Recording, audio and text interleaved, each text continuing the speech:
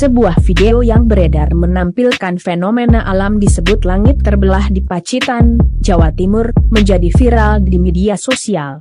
Video berdurasi 58 detik tersebut salah satunya diunggah oleh akun Facebook bernama Pacitan Network pada Sabtu, 7 Agustus 2021. Fenomena langit di Pacitan, Jawa Timur, tulis pemilik akun tersebut.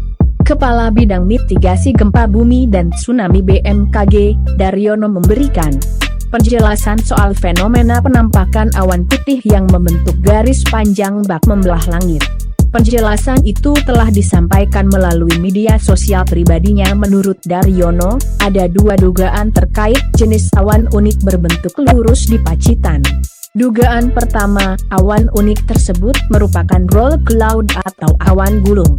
Awan yang termasuk langka, tetapi memang beberapa kali terjadi di beberapa tempat. Sedangkan kemungkinan kedua, awan ini diduga terbentuk akibat lintasan pesawat jet. Meski demikian, ia memastikan, awan membentang yang disebut membelah langit itu merupakan fenomena atmosferik biasa, bukan bertanda akan terjadi gempa besar atau bencana lainnya.